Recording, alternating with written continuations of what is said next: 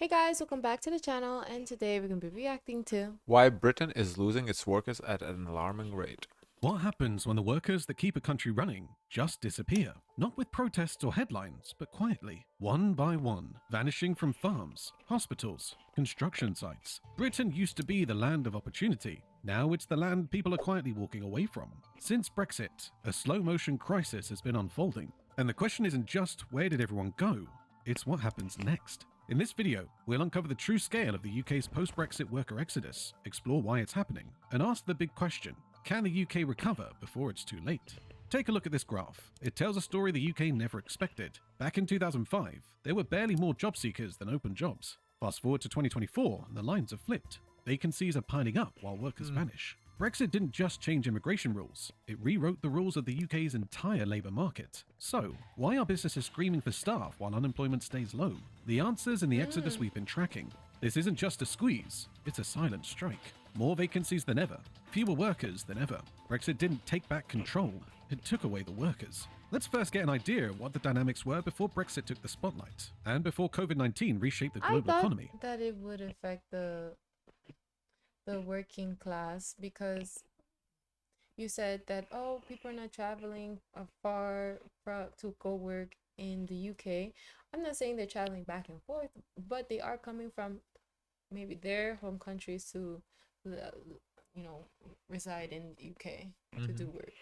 Yeah, I think a lot of the people either, I don't know. I think how it was that if you were there in the UK already, s- can be like you can have the visa, but I think they stopped accepting new immigrants. I think that's what happened. So when they stop accepting new immigrants, if some others decide to leave, well, we have a problem. It's a net negative. And Europe and not Europe, modern world, states included, don't really birth enough. So that's already a problem in itself. The population decrease, and well, that's what you get.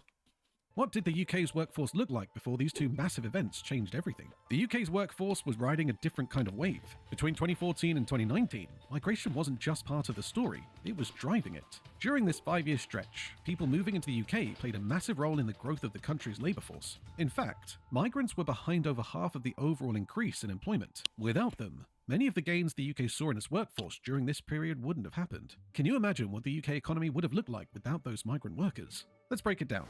About 1 million more UK-born workers entered the workforce, but they were nearly matched by an influx of workers from the EU, roughly 700,000 to 800,000, depending on how you count. When you also include migrants from outside the EU, it's clear the UK's labour force wasn't just growing, it was becoming more global. To double-check this, researchers looked at two main sources: the Annual Population Survey, or APS, which gathers information from households, and HMRC, the UK tax authority, which tracks payroll employees. Both painted a similar picture of growth, but interestingly, there were some quirks in how different workers were counted. For instance, EU migrants seemed to be underreported in the APS, possibly because of gaps in how people in shared housing or less formal jobs were tracked. But let's get to the real story. Which sectors were growing, and who was doing the growing?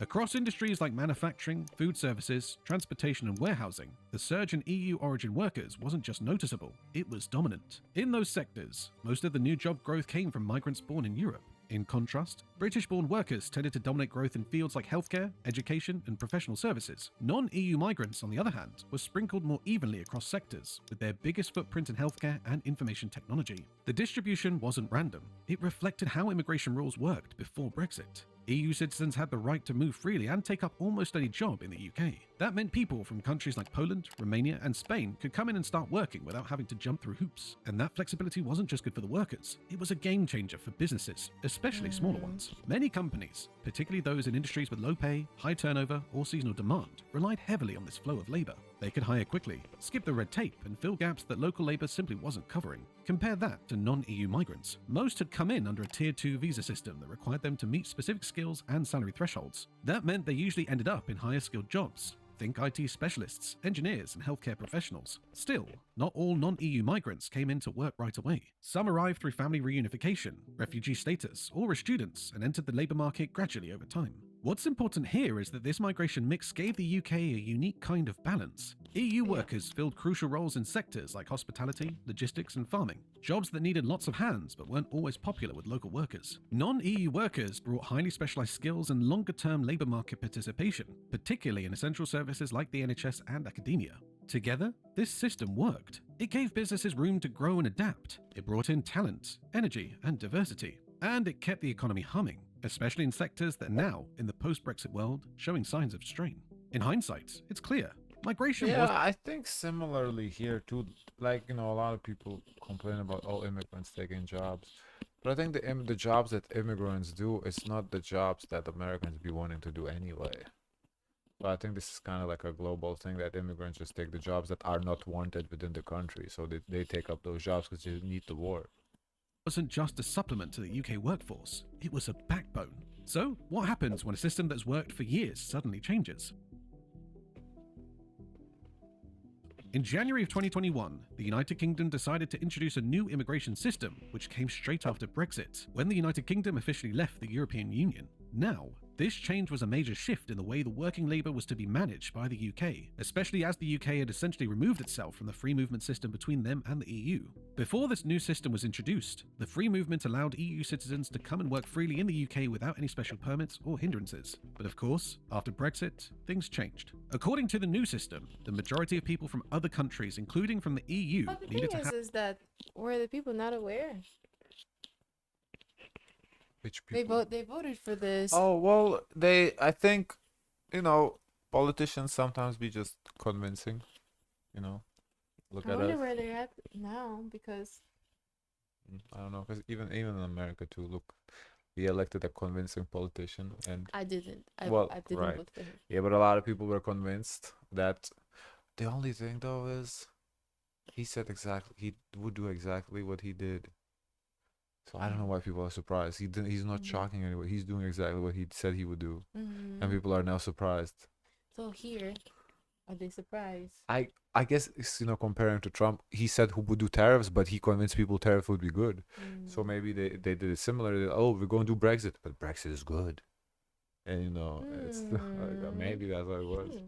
have a skilled worker visa for them to be legally permitted to work in the UK. The process of acquiring this visa was simple though. Workers needed a job offer that would meet certain requirements for skill level and salary. The only exceptions to this were Irish citizens who were still allowed to freely move to the UK and those who had acquired a settled status in the UK under the Brexit deal. However, this new immigration system made things become more complicated for many EU workers to enter the UK due to stricter requirements. But the other side of that coin was that it also made it easier for some workers who weren't from the EU to enter the UK. Compared to the old system, the new visa allocation system lowered the skill level and salary requirements. On top of this, the resident labour market test rule, which basically stated that employers should first hire workers from the UK before hiring from abroad, was also removed, further making access to the UK labour force for outside workers easier. However, take a look at this graph. The visas issued initially from 2021 to 2022 were fewer than what were needed to meet the pre-Brexit employment change during the initial years. This contributed to the worker shortage. And to cater to some of the shortages, the UK also made special rules for certain jobs, especially in health and care.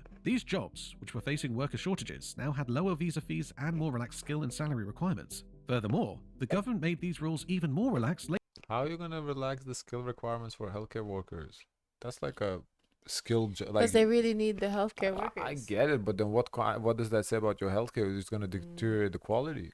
They say you're gonna learn on the job.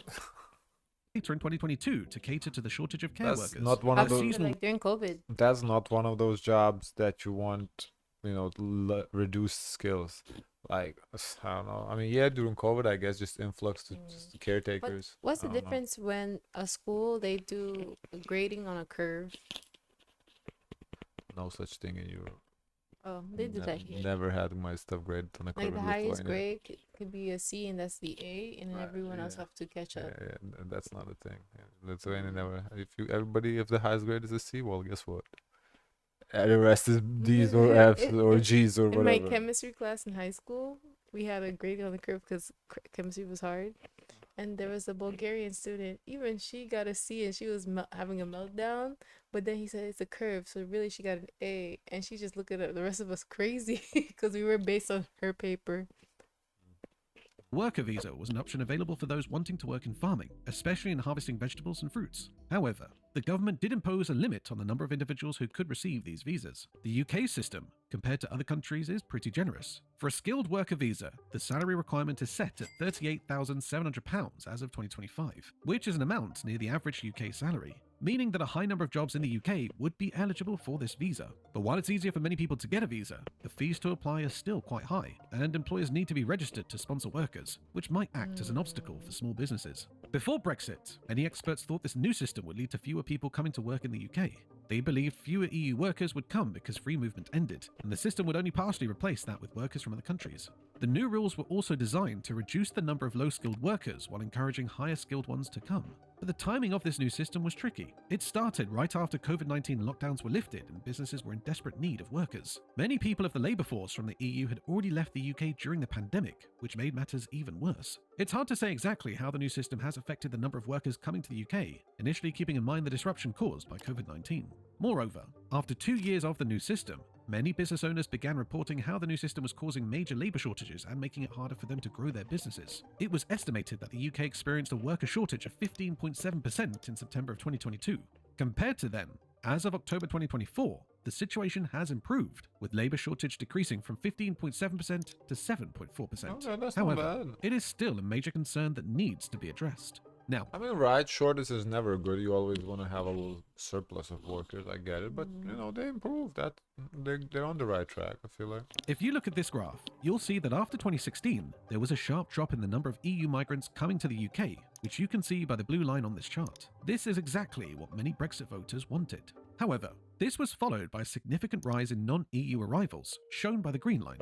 The surge was mainly because of new visas for workers, students, and families, particularly from countries like India, Nigeria, and Hong Kong. The irony of this situation is that while Brexit pushed out EU workers, it led to an increase in migrants from other parts of the world, which didn't help fill key positions in sectors like bartending and nursing. Net migration to the UK has hit the highest figure ever recorded, with over 500,000 more people entering the country than leaving it in the year to June, according to government figures. As a result, the UK now relies more on workers from distant countries, which has made the labour shortages even worse. But how great was the scope of it all? And it wasn't just a feeling, it's backed by How did it make it worse?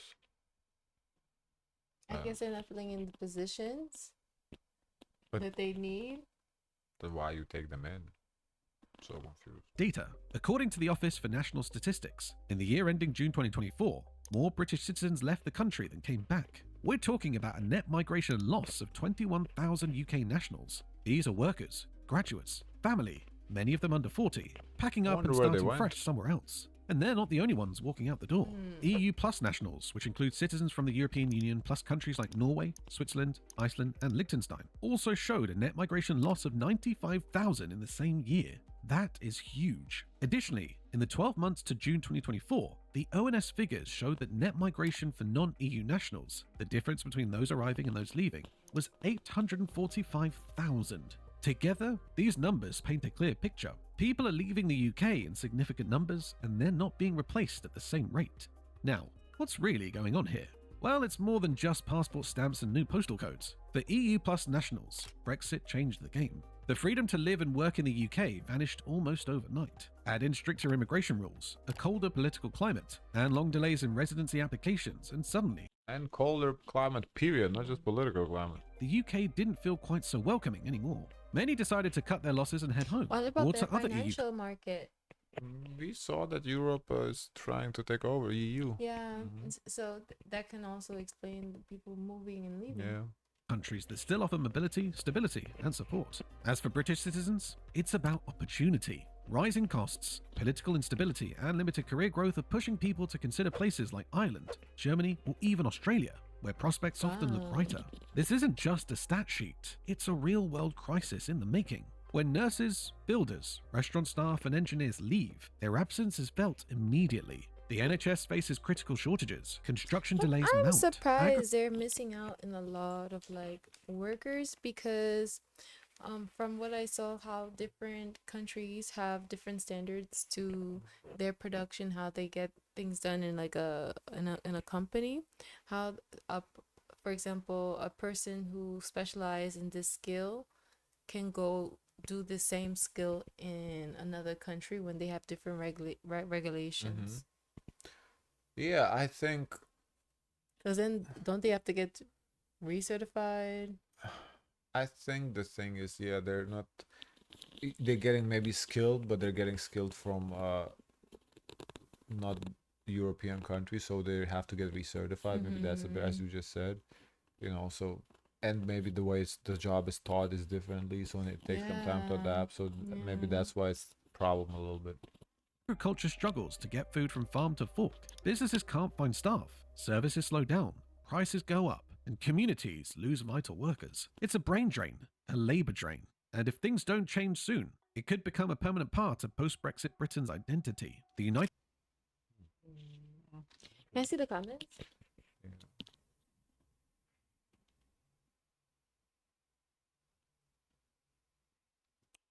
IT engineer, 38 years in the UK, just grew shell shocked and really bitter. Had xenophobia and came home in 2023. Man, they can keep their precious island. Where is he from? I don't know. It doesn't say. I worked in the UK for 9 years, but I was considered a lower class citizen, minimum wage, longer hours, while the British workers work for more and only 8 hours per day. That's why I left. Ooh, Whoa. makes sense. In the UK, it's illegal to discriminate on projected characteristics, dude. I started to write a book about anti-Polish sentiment on my life in the UK. Discrimination, xenophobia, negative stereotypes were accepted in the media, etc. Ooh. Yeah, that's a lot of people going back to their countries because Yeah. the UK bubble, I guess, kind of burst, so they're leaving. Similar here. Yeah, with Canadians. Canadians, all like a lot of Europeans are leaving back, and people, even Americans, going to Europe. It's kind of similar. The whole American dream is bursting. Guys, of course, let us know your thoughts. Don't forget to like, comment, and subscribe. Join the Discord. And as always, share as much kindness as possible.